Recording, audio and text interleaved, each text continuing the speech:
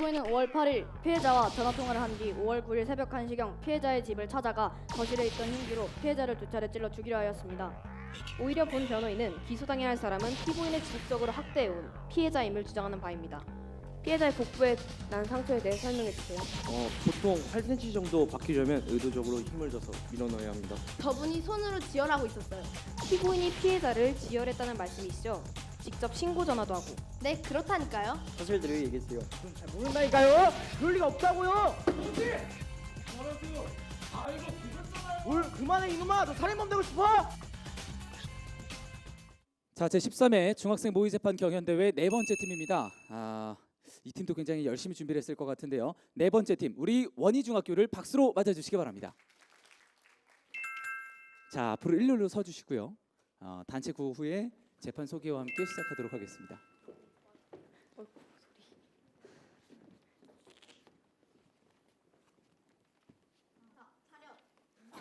안녕하세요. 법 위에 아무도 없고 법 아래. 아무도 없다. 우리 잘한다. 좋습니다. 화이팅 넘칩니다.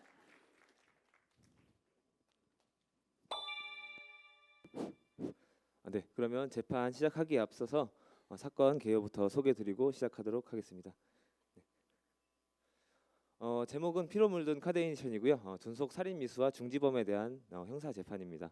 사건 개요는 다음과 같습니다. 피고인은 어릴 때부터 피해자로부터 학대, 유기를 당하고 있었고요. 술에 취해 피해자를 찾아가 말다툼 끝에 흉기로 2회 찔렀습니다. 피고인은 직접 지혈 후에 경찰에 신고하였고요. 피해자는 현재 중환자실에 입원 중입니다. 사건의 쟁점은 피고인의 고의가 살인인지 그리고 상해인지를 입증하는 것이고, 그리고 피고인이 범죄가 감경 면제 사유가 되는지입니다. 증거 목록은 다음 보시는 바와 같고요. 이 재판을 통해서 저희 학생들이 이 사회에 던지고자 하는 메시지를 어떻게 재판이라는 형식을 통해 풀어나가는지 봐주시면 좋을 것 같습니다. 재판은 합의부 재판인데 판사는 한 명이고요. 1인 3역이 있다는 점 참고해서 봐주시면 좋겠습니다. 그러면 재판 시연 시작하도록 하겠습니다. 곧 재판이 시작됩니다. 법정 내에 계신 분들은 모두 휴대전화를 꺼주시고 재판 중에는 모두 정숙해 주시길 바랍니다. 모두 일어나 주십시오. 모두 앉아 주십시오. 지금부터 한국지방법원 합의부 제2형사재판을 시작하겠습니다. 진행할 사건은 2017-5040 피고인 무례한의 존속살인 미수에 관한 사건입니다. 지금부터 피고인 무례한 씨의 존속살인 미수 사건에 대한 공판 절차를 진행하겠습니다. 피고인 출석했습니까? 예. 검사 출석했습니까? 네. 변호인 출석했습니까? 네. 피고인은 진술하지 아니하거나 일부 질문에 대하여 진술을 거부할 수 있습니다. 만약 진술을 거부해도 아무런 불이익을 받지 않습니다. 이 점 숙지하셨습니까? 예. 피고인의 성명과 등록 기준지를 말씀해 주십시오. 이름 무례한 등록 기준지 너무나도 억울하군 풀어주면 어떠하리 1119번지에서 합니다. 주민등록번호는 990405-1987-654가 맞습니까? 네. 네, 알겠습니다. 피고인은 재판 중에 수가 변경되면 재판부에 알려주셔야 합니다. 이 사건 외에 재판을 계류 중인 형사사건이나 수사기관에서 수사 중인 사건이 있습니까? 아니요, 없습니다. 네, 알겠습니다. 자리에 앉아주십시오. 다음으로 검사 측은 본 사건의 공소장을 낭독하여 주십시오. 네, 재판장님. 피고인은 5월 8일 피해자와 전화통화를 한 뒤 5월 9일 새벽 1시경 피해자의 집을 찾아가 거실에 있던 흉기로 피해자를 2차례 찔러 죽이려 하였습니다. 이후 직접 119에 신고하였고 조사 과정에서 범죄 사실은 인정하였으나 살인의 고의를 부정하고 있습니다. 현재 피해자는 중환자실에 입원 중입니다. 이에 피고인 무례한을 형법 제250조 2항 및 제254조에 의거하여 존속살인 미수로 기소하는 바입니다. 피고인이 공소장을 공판 이전에 받은 사실이 있습니까? 예. 그렇다면 피고인은 본 기소 사실 인정하십니까? 진술하지 않아도 됩니까? 피고인에게 불리한 경우 억지로 진술하지 않아도 괜찮습니다. 그럼 진술하지 않겠습니다. 변호인 측 의견 진술하세요. 네, 재판장님. 피고인은 피해자를 찔렀지만 이는 우발적 사고일 뿐 살인 고의는 없습니다. 만약 피해자를 죽이려 했다면 상처를 지혈하고 신고하지도 않았을 것입니다. 범행 당시 술에 취했던 상태를 종합하여 볼 때 피고인의 죄는 감면 사유에 해당합니다. 오히려 본 변호인은 기소당해야 할 사람은 피고인을 지속적으로 학대해온 피해자임을 주장하는 바입니다. 검사에게 공소장 변경을 요청하는 겁니까? 일부 공소 사실에 대해 부인하는 것입니다. 공소 사실이 인정된다 하더라도 피고인의 범죄를 감면해야 함을 주장합니다. 본 재판의 쟁점은 피고인의 범행 사실에 적용 법령이 살인 미수인지 과실치상인지와 범행 당시 피고인의 상태와 피해자에 대한 구조 행위가 감형 사유에 해당하는지에 관한 것입니다. 검사 측과 변호인 측은 증거를 제출할 자료나 신청할 증인이 있습니까? 조치혜 씨, 구혜연 씨, 위클레 씨, 시유일 씨를 증인으로 그리고 범행에 사용된 흉기와 CCTV 영상을 제출합니다. 변호인 측이 있습니까? 없습니다. 변호인 측은 고백녀와 무심한 씨를 지인으로 신청합니다. 네, 알겠습니다. 이것으로 제1차 공판을 종료합니다. 제2차 공판은 11월 19일 오전 10시 본법정에서 개정하도록 하겠습니다. 지금부터 2017제 5040 피고인 무례한의 존속살인 미수 사건에 대한 제2차 공판을 시작하겠습니다. 피고인 주석했습니까? 네. 그럼 지금부터 증인 신문을 시작하겠습니다. 검사 측 증인들을 신문한 후 변호인 측 증인들을 신문하겠습니다. 검사 측과 변호인 측 증인들 모두 증인석 앞으로 나와주시기 바랍니다.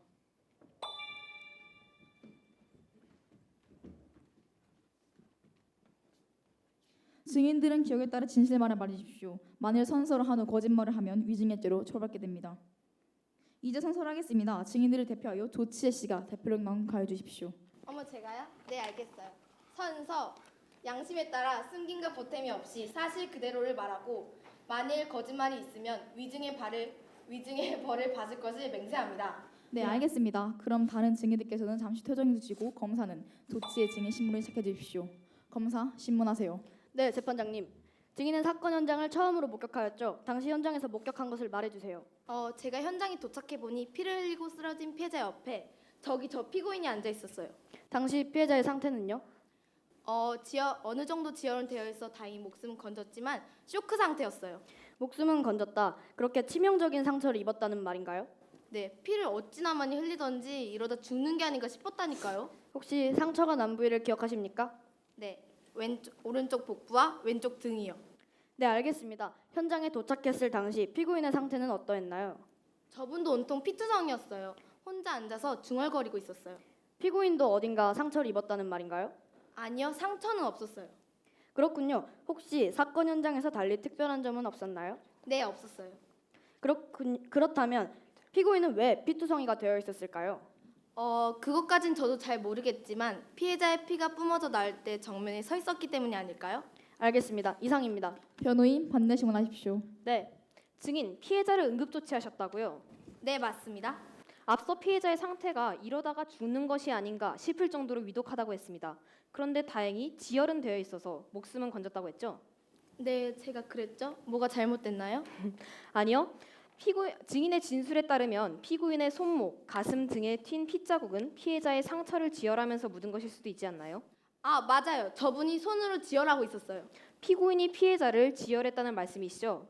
직접 신고 전화도 하고. 네, 그렇다니까요. 그렇다면 피해자가 목숨을 부지할 수 있었던 것은 피고인 덕분이겠네요.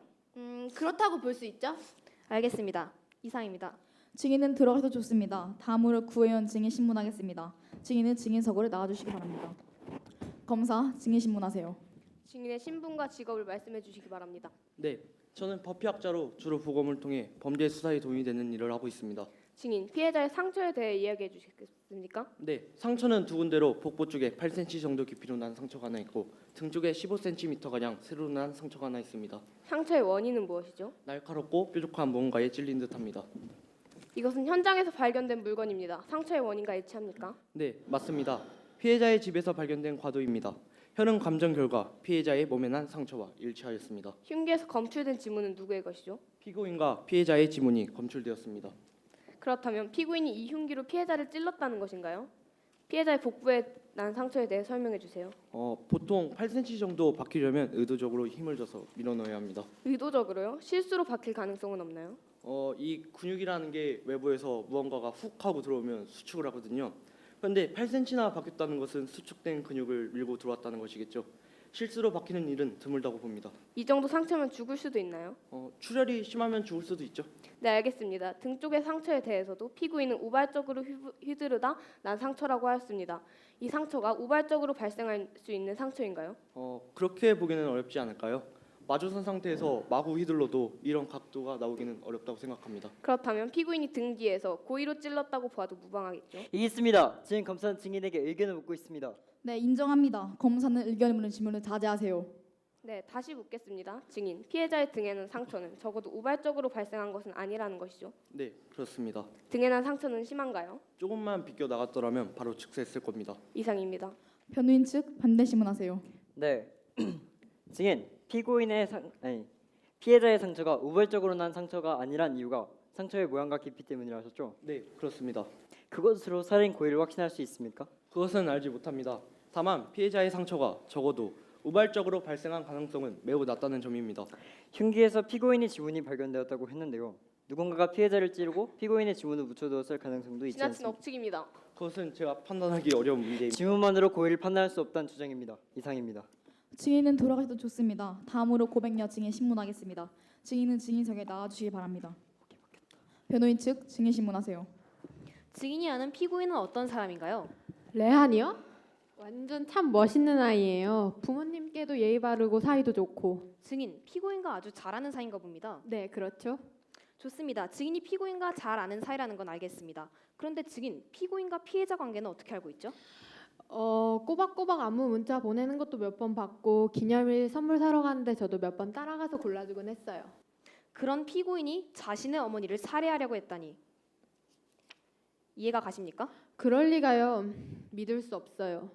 재판장님, 피고인과 피해자의 관계는 원만했습니다. 아니, 적어도 피고인에게서 살인 동기를 찾아볼 수 없습니다. 이상입니다. 검사 반대 신문하시겠습니까? 네, 증인 피고인과 가까운 사이였다고요. 지금도 가까운 사이예요, 검사님. 피고인도 그렇게 생각하고 있겠죠? 그렇다니까요. 여자친구인데요. 알겠습니다. 재판장님, 증인은 피고인과 매우 각별한 사이이므로 객관적인 입장에서 증언하기 어렵습니다. 증인의 증언은 신빙성이 없습니다. 그건 아닌데. 이 있습니다. 지금 검사는 의도적으로 증인을 음해하고 있습니다. 인정합니다. 검사는 주의하시기 바랍니다. 그럼 다른 질문을 하죠. 증인, 피고인과 선물을 사러 자주 갔다고 했습니다. 맞죠? 네, 맞아요. 증인이 골라준 선물을 피고인의 어머니가 좋아하던가요? 그랬을걸요? 제가 좀 보는 눈이 남달라가지고. 증인의 생각일 뿐 직접 들은 것은 아니군요. 그렇고 보니 그렇네요. 증인이 피고인의 어머니를 직접 만난 적도 없고 증인의 존재도 숨기고 있었으니까요. 네, 맞아요. 그런데 어떻게 두 사람이 각별한 사이였다고 확신을 할 수 있죠? 지금 본인이 추정한 바에 따라 이야기하고 있죠. 마치 직접 본 것처럼. 그건 아닌데. 이 있습니다. 검사는 증인에게 심리적 압박을 가하고 있습니다. 증인이 제대로 증언하기 어렵습니다. 아닙니다. 증언의 증거 능력이 없다는 것을 주장하기 위함입니다. 변호인의 이의 신청을 기각합니다. 검사 계속하세요. 증인, 피고인이 피해자에 대해 단 한 번이라도 나쁘게 말한 적이 있었나요? 저 혹시 제가 계속 그렇게 말하면은 레안이가 벌 받을 수도 있나요? 판결에 따라 그럴 수도 있겠죠. 내가 지금까지 무슨 짓을. 저 그냥 증언 안 할래요. 증인은 원치 않는 경우 증언을 거부할 권리가 있습니다. 검사 계속하시겠습니까? 이상입니다. 증인은 이만 돌아가셔도 좋습니다. 다음으로 위클레 증인 신문하겠습니다. 증인은 증인석에 앉아주시기 바랍니다. 검사 증인 신문하세요. 네. 증인의 직업과 피고인과의 관계를 설명해 주세요.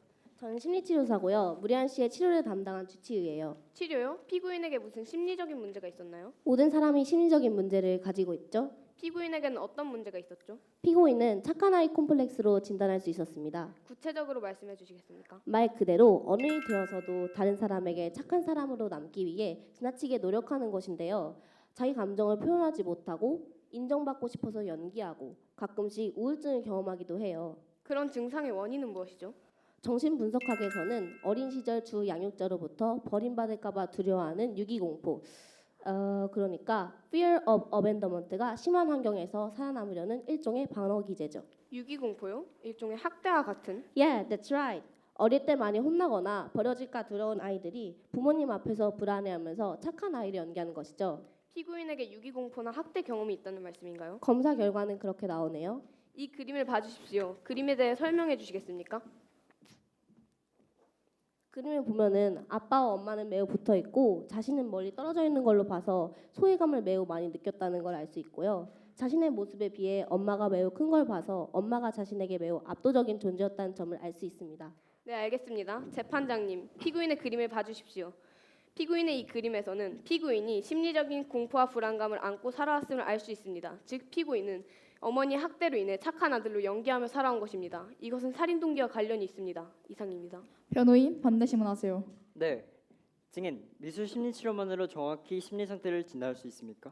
완벽하다고는 할 수 없죠. 그래서 상담과 병행하고 있는 것이고요. 그림대로라면 피고인이 어머니의 학대로부터 도망치기 위해 연기를 하고 있다는 것인가요? 상담 이야기는 외부 발설 금지이기 때문에 그림에 대한 제 견해만 말씀드렸습니다.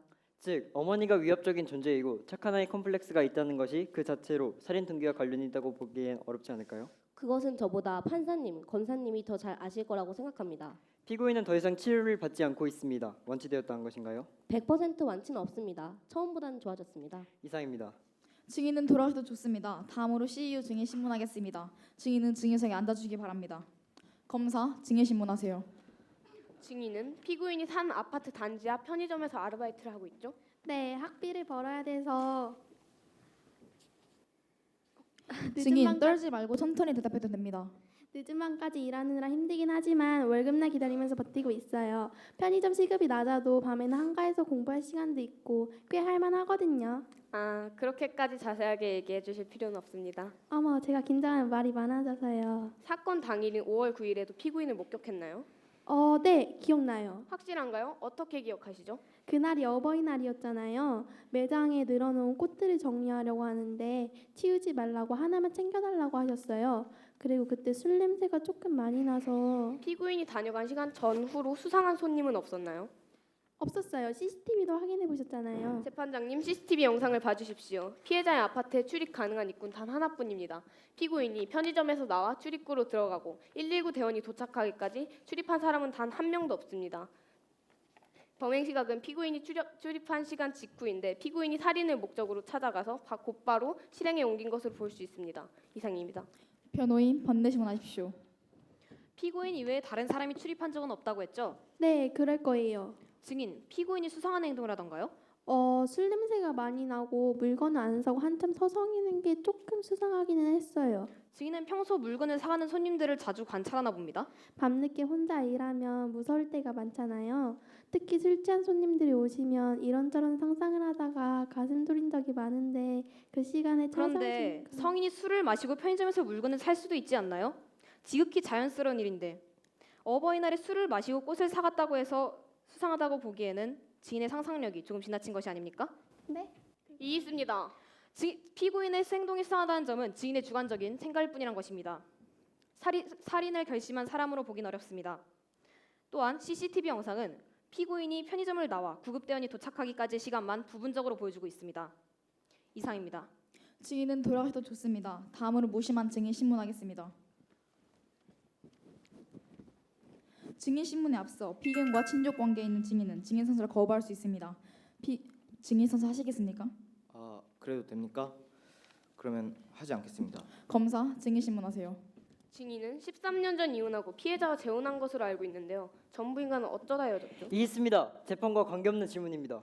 검사, 전부인과의 관계가 재판과 무슨 관계가 있죠? 피해자와 피고인의 관계에 발단이 되기 때문입니다.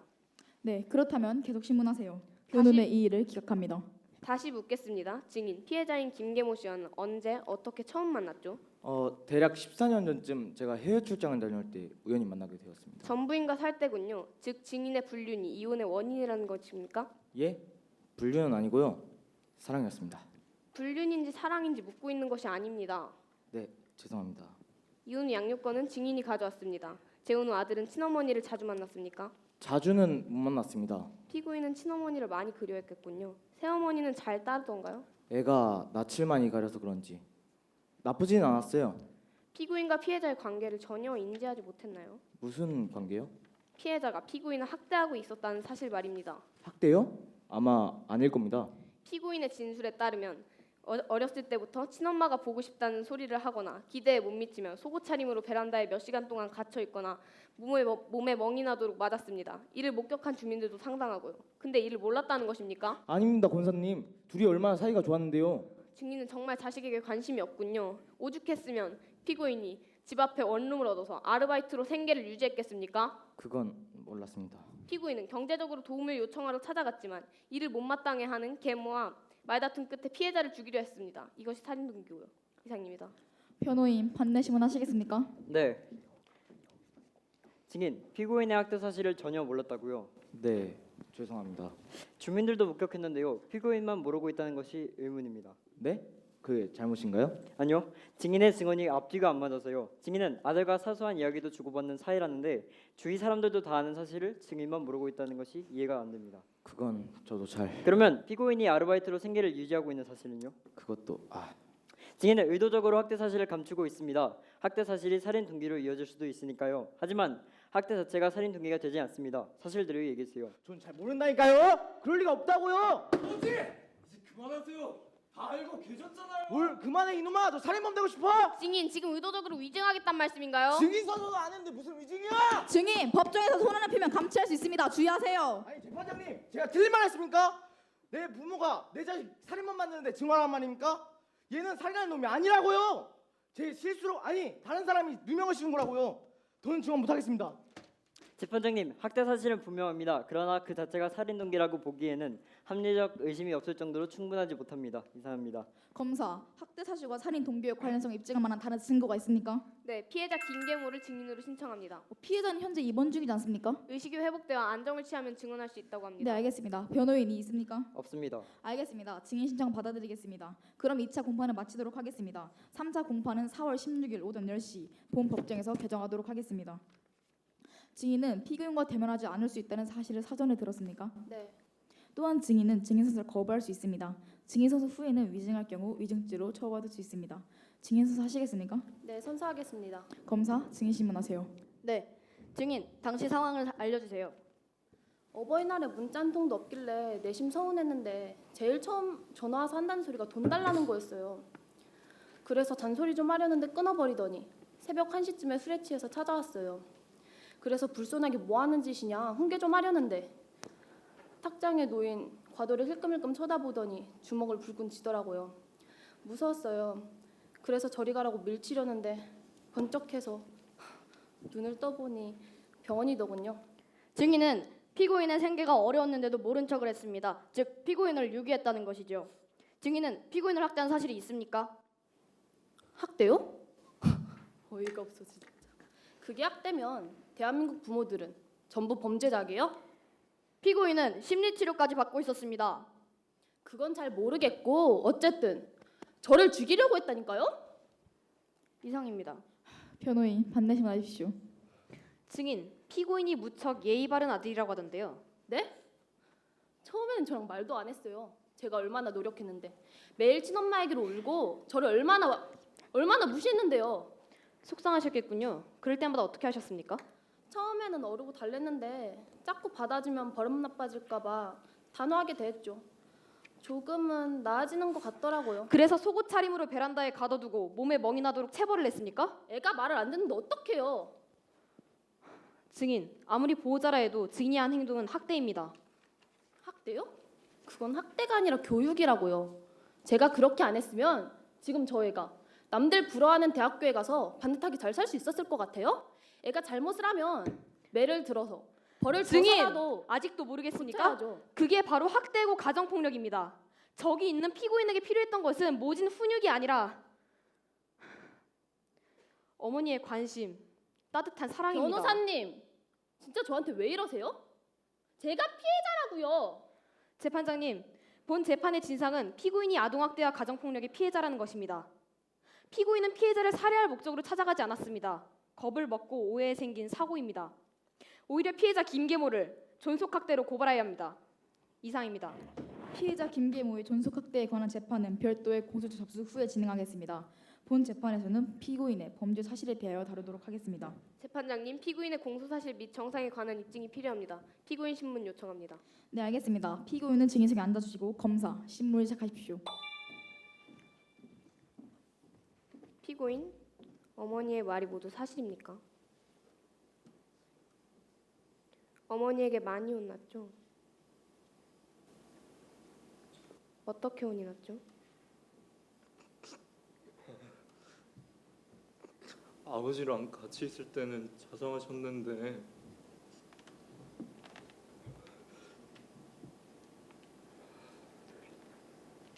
둘이 있을 때는 엄마라고 안 부르냐 그거밖에 못하냐며 때리셨어요. 그래 화가 풀릴 때까지 쫓아내셨고요. 속옷 차림으로요? 그렇게 무서운 어머니를 굳이 한밤중에 찾아간 이유가 뭐죠? 잘 지내보고 싶었습니다. 이제 성인이 되었으니까요. 피해자에게 돈을 요구했나요? 아니, 네 맞는데 돈을 달라고 간 것은 아닙니다. 돈을 주지 않자 화가 났군요.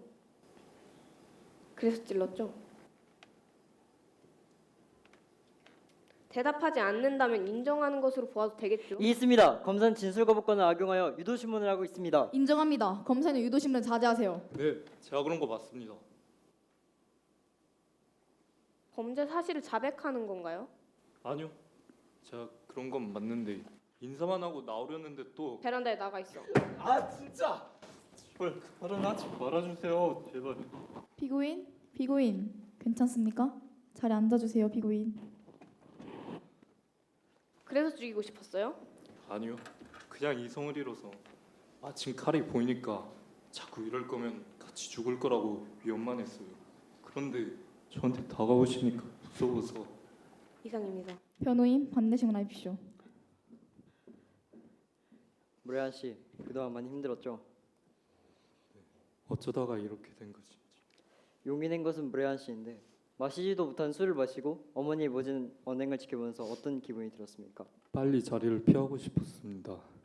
그럼 피하면 되잖아요. 어머니가 다가오는 것이 위협처럼 느껴졌나요? 그런 기억이 나질 않습니다. 쓰러진 어머니를 살리기 위해 지혈했죠. 직접 신고도 했고요. 흘러나오는 피를 보니 당황해서 네, 제가 한 거 맞습니다. 이상입니다. 이것으로 증거조사 마치겠습니다. 검사 최종 의견 진술하세요. 네, 재판장님. 존경하는 재판장님, 이 사건의 쟁점은 피고인이 가정폭력과 학대의 피해자이냐가 아니라 피고인이 피해자를 죽이려 하였는가입니다. 피고인의 살해 동기는 이미 여러 증언을 통해 입증이 되었습니다. 피해자에게 중상해를 입힌 사실도 상처의 깊이나 모양, 피해자의 상태를 고려할 때 단순 위협이나 상해의 의도로 보기엔 정도가 지나치며 피해자를 지혈한 것도 자발적 동기에 의한 적극적인 구조 행위로 보기 어렵습니다. 공소 사실에 대해서도 공포와 경악으로 인한 심신미약만을 주장하고 있습니다. 학대를 받은 점도 감안해야 하지만 피고인의 범죄는 우리 사회의 질서에서 용납하기 어려운 폐륜임은 분명한 사실입니다. 본 검사는 피고인에게 징역 10년을 판결해 줄 것을 요청합니다. 네, 알겠습니다. 변호인도 최종 의견 진술하시기 바랍니다. 자비로우신 재판장님, 피고인은 피해자를 죽일 의도가 없었습니다. 피고인은 학대와 폭력을 일삼는 피해자로 인하여 정신치료까지 받아야 하는 가정폭력의 피해자입니다. 일반적인 사람이라면 몇 번이나 범행을 생각할 수 있는 상황 속에서도 오히려 피해자와 관계 회복을 위해 용기를 내어 찾아갔습니다. 학대받은 사실만으로 살인 동기를 주장하는 것은 부당합니다.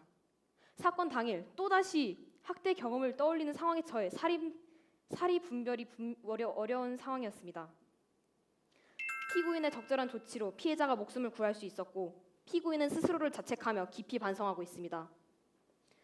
훈육이라는 이름으로 자행된 학대의 피해자임을 고려하여 자비로운 판결 부탁드립니다. 피고인, 이 법정에서 마지막으로 하고 싶은 말이 있나요?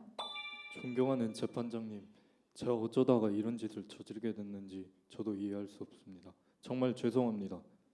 제 딱한 소정을 너그럽게 봐주시면 앞으로 더욱 잘하겠습니다. 이상으로 3차 공판을 모두 마치겠습니다. 본 법정은 판결을 위해 잠시 휴정하겠습니다. 지금부터 한국지방법원 2017 제보전 40 피고인 무례한의 존속살인 미수에 관한 사건의 판결을 선고하겠습니다.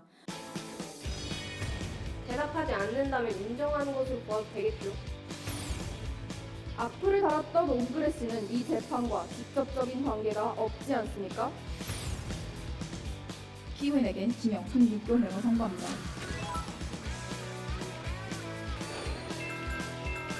처음에는 TV에서 본 것처럼 친정집 불렀으면 좋겠어. 모른다니까요? 그럴 리가 없다고요. 검사는 진술 거부권을 악용하여 유도 신문을 하고 있습니다. 우의적인 범죄가 아닌 우발적인 범죄임을 주장합니다. 피고인은 칼을 오른손으로 잡았을 뿐 아니라 그 방향을 잘 보시면 칼자루를 손 전체로 움켜쥔 것을 알 수 있습니다. 어동중학교 화이팅! 강동중학교 화이팅! 화이팅!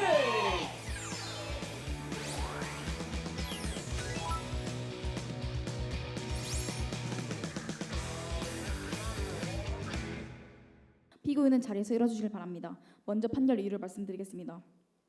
피고인은 살인 동기와 관련하여 피의자 신문 조서와 피고인 신문 그리고 재판 과정 진행된 여러 증언을 통해 피고인이 피해자로부터 신체적, 정신 학대를 받아온 사실이 확인되었다. 형사 재판에서 공소사실 입증 책임은 검사에게 있고 유죄의 인정은 그 합리적 의심이 없을 정도의 증거에 의하여야 하므로 그와 같은 증거가 없다면 피고인에게 유죄 의심이 있더라도 피고인의 이익으로 판단해야 한다. 피고인이 받아온 학대 경험은 피고인으로 하여금 심리적 불안과 피해자에 대한 공포심이 형성하는데 의심할 여지 없이 분명하다고 볼 수 있다. 또한 위클래스 증언을 통해 현재에도 피고인이 이와 같은 어려움을 겪고 있다는 점도 확인되었다. 그렇지만 학대 사실과 피고인의 심리 상태가 범행 동기로 이어진 개연성은 있지만 둘 사이의 인과관계가 필연적인지에 대하여는 재판법의 결과 합리적 의심이 없을 정도로 충분하다고는 보기 어렵다. 다만 현장에서 발견된 흉기의 남은 지문과 CCTV 기록을 통해 피고인의 피해자를 부상에 일으킨 원인이 피고인에게 있음은 직접적 정확적 증거에 의해 입증되었다고 볼 수 있다. 피해자 부상의 원인이 살인의 의도인지 상해의 의도인지에 대하여 그에 따라 피고인의 형을 달리 적용하여야 하는 문제가 제기된다. 당시 현장을 목격한 조치해와 피해자의 상태를 분석한 구현의 증거에 따르면 칼날의 깊이와 방향, 상처의 위치와 출혈 정도를 종합하여 볼 때 단순히 위협을 한다거나 상해에 그칠 의도는 보기 어려우며 피해자의 압력에 저항하기 위한 행동으로 보기에도 그 정도가 지나치므로 다분히 살인의 고의가 짙은 행위라고 볼 수 있다. 살인의 고의에 대해서는 피고인이 심신미약을 주장하고 있어 이를 감경 사유를 볼 것인지가 문제된다. 당시 피고인의 상태를 양면에 고려할 것인지에 대하여 피고인은 피해자와의 대면을 앞두고 긴장한 나머지 이미 취한 상태였다. 그러나 의사 능력을 상실할 정도로 만취 상태는 아니었으며 심심하게 원인을 스스로 야기하였다는 점에서 이를 감경 사유로 주장할 수는 없다. 다만 술에 취한 이후 발생할 수 있는 범행 상황까지 예측할 수 있었다고는 보기 어렵다. 피고인의 심리 불안에 직접적인 영향을 준 베란다로 나가라는 피해자의 언행으로 인하여 일시적인 흥분, 경황 상태에 이르게 된 피고인의 행동 또한 심신미약에 의한 감형 사유로 주장하기도 어렵다. 피고인의 응급조치를 살인죄의 중지행위로 볼 것인지에 대하여 당시 피고인이 자발적으로 살인죄를 구성하는 결과의 발생을 중지하려고 노력하였고 이를 통해 피해자가 목숨을 부지할 수 있었다. 이는 형법 제26조에서 규정하고 있는 중지범위 요건을 모두 갖췄다고 볼 수 있으므로 필요적 감면 사유에 해당한다. 피고인의 재판 과정에서 불확실한 기억을 근거로 진술 거부권을 행사하는 것 또한 형사 절차상 보장되는 피고인의 정당한 방권 행사로 보아야 한다. 피고인의 성장 과정 동안 피해자에게 받은 학대가 피고인의 공포, 경악으로 몰고 가 살인 미수라는 극단적인 결과를 초래하였지만 피고인의 행동 그 동기가 무엇이든 사회 윤리적 허용법을 넘어서는 반인륜적 패륜이며 이를 허용하는 것은 사회 정의를 구현하는 법의 정신에 외된다. 다만 사건 직후 적극적인 구조 행위로 피해자를 사망에 이르지 않도록 기여한 점과 현재 자신의 잘못을 뉘우치고 있다는 점을 양면에 고려할 수 있다. 최근 아동학대와 가정폭력 문제에 대한 사회적 관심이 높은 바 보호받아야 마땅한 자녀 인권을 부모라는 이름으로 파괴한 피해자의 양육방식 또한 책임이 없다고는 할 수 없다. 따라서 다음과 같이 판결한다. 피고인에게 징역 3년 6개월형을 선고합니다.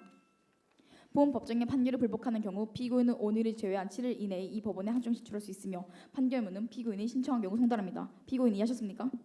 예, 알겠습니다. 이것으로 한국지방법원 2017제 5.40호 피고인 무례한의 존속 살인 미수 사건에 대한 공판을 모두 마치겠습니다. 모두 일어나 주십시오. 차렷 인사. 감사합니다. 네, 이렇게 해서 네 번째 팀의 발표를 모두 끝냈습니다.